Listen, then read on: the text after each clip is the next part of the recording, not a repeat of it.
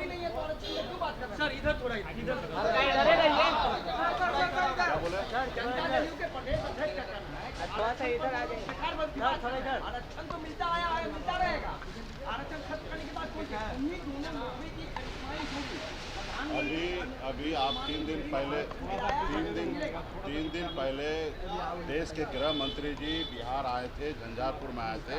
उन्होंने स्पष्ट बयान दिया कि हम जातिवाद को खत्म करेंगे और मेरिट पे हम राजनीति करेंगे। यानी कि क्लियर बात है कि SC ST OBC को जो आरक्षण मिलता है, जो पंचायती राज में हो या लोकसभा या विधानसभा मिलता है, तो इसका मतलब स्पष्ट है वो खत्म करना चाह रहे हैं। और जातिवाद, देखिए जाति तो हमारी पहचान है। सब आदमी अभी अपने अपने जात के लिए लड़ाई लड़ रहा, अपने अपने जात में अपने बच्चे को शादी करते हैं। जात तो हमारी पहचान है। आप किसको ख़त्म करना चाहते हैं भाई? तो ये क्लियर है कि ये लोग संविधान को नहीं मानते हैं। इसलिए हम लोगों की लड़ाई है कि संविधान को ये लोग ख़त्म कर देंगे, उस रोज़ देश में कुछ नहीं रहेगा और देश गुलाम हो जाएगा और जो हिटलर शाही वाला हिसाब किताब है वो लागू हो जाएगा। आपने कहा ना कि अगर संविधान को अगर मानते तो बताइए कि मैंने परसों कुछ बयान दिया, उस बयान को उनको बुरा लगा होगा। हमने ऐसा कोई बयान नहीं दिया जो उनको बुरा लगेगा। हमने तो कई बार बोला कि मोदी जी शाहरुख खान सलमान खान के जैसे लगते हैं, तो सलमान खान शाहरुख खान हो गए। हम वो खुद ही बोलते रहे कि हम चौकीदार हैं। तो मैंने बात ताली बजाने की बात किया, उसने अपने ऊपर ले लिया कि हमको इस तरीके से कहा गया, हमने उनके जैसे कहा। तो ये देखिए कि अभी हमारा बात विवाद हो सकता था। हमें Y+ सुरक्षा मिला था और Y+ सुरक्षा कोई किसी मोदी जी का नहीं था, वो भारत सरकार का था। देश के जनता के खर्चे से वो चल रहा था। तो अगर वो अगर दिया गया तो कोई प्रक्रिया था, हमारे जान माल का खतरा था, इसलिए उन्होंने दिया। और अगर हटाने की भी बात होगा तो उसके लिए भी एक प्रक्रिया होगा कि हमारे ऊपर अगर खतरा नहीं है तो हटाया जाए। और हटाने के लिए भी सिस्टम बना है कि अगर Y+ है तो Y कीजिए, फिर उसके नीचे लाइए, उसके बाद फिर उसको ख़त्म कीजिए। तो वो आपने प्रक्रिया नहीं निभाया। आप एकदम हिटलर के जैसा, राजा के जैसा, मालिक के जैसा, देश का मालिक के जैसा आपने एक बार में बगैर नोटिफिकेशन दिए हुए आपने विड्रॉल कर लिया। तो यही हमको दिक्कत है ना कि आप देश का संविधान को क्यों नहीं फॉलो कर रहे हैं। आज आप 2 मुख्यमंत्री को क्यों जेल में डाल दिए हैं?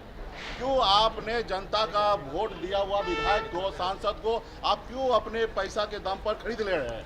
आपके पास इतना पैसा आ रहा है, आप अडानी हो, अंबानी हो, बड़े बड़े उद्योगपति को डरा के, धमका के, नोटिस भेज के और उससे आप चंदा ले लेते हो। वही चंदा के पैसे से देश के जनता का अपमान करते हो। ये क्यों करते हो? जो चंदा नहीं देता उसको आप जेल भेज देते हो, या जो किसी को बड़ा बड़ा टेंडर दे देना, बड़ा बड़ा ठेका दे देना, एयरपोर्ट को लीज पे दे देना और उसके कारण आप उससे बड़ा पैसा उगाही करते हो। भाई आप बताइए, हमारे देश का सारा सरकारी संपत्ति को आप प्राइवेट क्यों कर रहे हो? आप बताइए, हमारा जो युवा जो सरकारी सिस्टम पे काम करता है उसको 70-80 हज़ार रुपया महीना मिलता सैलरी। अभी प्राइवेट कंपनी के पास जाता है तो रिज्यूम लेके जाता है, देखता है हाँ ठीक है 30,000 देंगे, अब वो मनमानी करता है। अभी हमारे युवा के पास कोई ऑप्शन नहीं है, वो 30,000 में नौकरी करता है। हमने राजस्थान में गया, वहाँ पे एयरपोर्ट पे हमने देखा लॉन्च अडानी को दे दिया गया। अडानी में एक मैनेजर लेवल का पोस्ट वाला लड़का से हमने देखा, बहुत ही स्मार्ट, पढ़ा लिखा, समझदार था। उनसे पूछा भाई कितना सैलरी है, तो बोला 20,000 रुपया सैलरी है। अब बताइए, जिसका सैलरी 1 लाख होना चाहिए, 50,000 होना चाहिए, वो उसको 20,000 सैलरी मिल रहा है। तो हम लोग यही चाहते हैं कि देश का संपत्ति को निजीकरण ना किया जाए, प्राइवेटाइजेशन नहीं किया जाए, उसको सरकारी संस्था पर रहने दे। संविधान को फॉलो कीजिए। संविधान में सभी को जीने का अधिकार है, सर उठा के जीने का अधिकार है, अपनी बात को रखने का अधिकार है। और देश में अभी लोकतंत्र का चुनाव हर कोई लड़ सकता है। आप हिटलर शाही के जैसे कर रहे हैं। आप बताइए, मुकेश सहनी का घर छीन लिए, विधायक ले लिए, आप मुकेश सहनी का सुरक्षा ले लिए। आप क्या चाहते हैं? हम मर जाएं?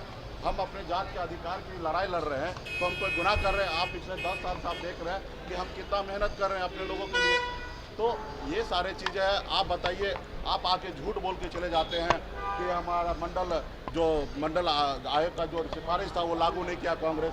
अरे कांग्रेस ने 2 सिफारिश लागू किया, 40 का 40 करता तो निश्चित तौर पर आज भी कांग्रेस रहता। उन्होंने नहीं किया, इसलिए वो आज सत्ता में नहीं है।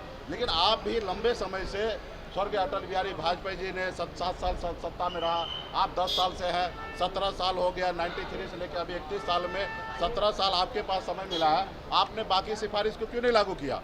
उसमें 40 सिफारिश में से 37वां सिफारिश में निषाद मल्ला को भी है कि आरक्षण देना है, नहीं दिए तो क्या कहेंगे? अभी हमें आश्चर्य होता है। देखिए अभी बताइए मेरे को, देश का प्रधानमंत्री इतना भाषण देने के लिए आते हैं, बताइए मेरे को 10 साल में बिहार में एक रोज के लिए भी आया, रात्रि विश्राम किए होंगे, बिहार में क्या दिक्कत है, क्या समस्या है, यहाँ के मुख्यमंत्री से बैठकर कभी चर्चा किए?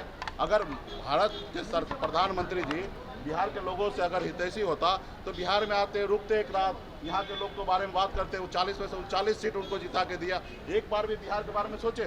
आप बताइए कि अगर वो जनता की बात मानता, आप लोगों को मानता, तो आपके साथ एक बार प्रेस कॉन्फ्रेंस करता। पूरा दुनिया का प्रधानमंत्री प्रेस कॉन्फ्रेंस करता। आप बताइए देश में 10 साल में हमारे प्रधानमंत्री एक बार प्रेस कॉन्फ्रेंस किया, जनता का बात, आप लोगों का सवाल का जवाब दिया?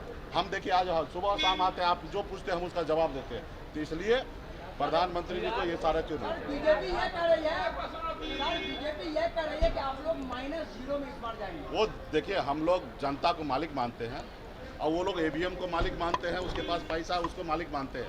उनको जो करना है वो करने दीजिए। हम जनता के ऊपर छोड़ रहे हैं, गरीब किसान के ऊपर छोड़ रहे हैं, हमारे युवा के ऊपर छोड़ रहे हैं। युवा को, किसान को, सभी जनता को सोचना है कि हमको क्या करना है। हम सिर्फ जो मोदी जी 2014 में बोले वही जा रहे हैं जनता के बीच में बोलने के लिए, और जो मोदी जी गलत कर रहे हैं वही मैं दिखाने के लिए जा रहा हूँ, मोदी जी का तीसरा आंख बन करके कि मैं जनता के बीच में जा रहा हूँ कि ये मोदी जी गलत कर रहे हैं। और जनता को निर्णय लेना, जनता मालिक है। नॉमिनेशन कर रहे हैं चिराग पासवान, वो करे, नॉमिनेशन करे, उससे हमको आप निषाद की बात अच्छी बात है, करते चुनाव हैं। लड़े।